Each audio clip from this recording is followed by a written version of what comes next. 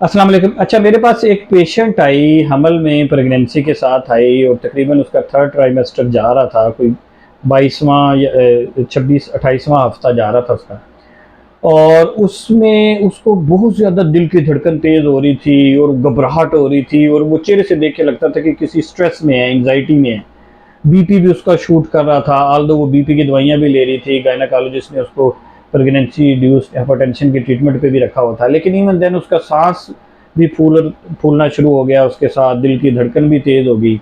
अच्छा, उसका एक बहुत आसान सा टेस्ट किया, जब देखा ना तो उसकी बड़ी आंखें बल्जिंग सी आईज थी, यहाँ पे थायराइड महसूस हो रहा था, गिलड़ जिसे आप कहते हैं कि वो बड़ा हुआ है, वो पॉजिटिव था।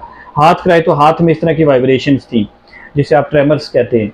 अच्छा, इस चीज़ के ऊपर उसके बाकी रिकॉर्ड देखा, हार्ट के टेस्ट हुए हुए थे, दिल के टेस्ट हुए हुए थे, वो ठीक थे, एचबी भी उसका नॉर्मल था, उससे पहले कोई टीबी दमा जो कॉमन वजूहात होती हैं सांस की वो भी थी, वो भी नहीं थी उससे पहले, वो भी चेक हुई हुई थी।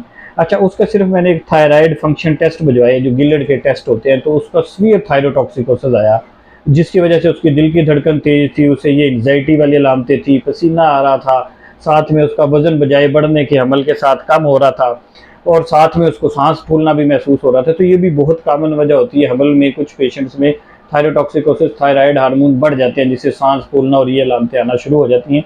आपने उस बीमारी में उसके साथ इलाज करना होता है, और उसके इलाज करने के साथ ही आपकी अलामतें भी ठीक हो जाती है। तो इस पेशेंट में बेसिकली थायरोटॉक्सिकोसिस था, और लाइकली थायराइड की थायराइडाइटिस हुआ प्रेगनेंसी रिलेटेड, और उसकी वजह से वो हार्मोनल चेंजेस बढ़े और ये सारी अलामतें आना शुरू हो गई। Thank you.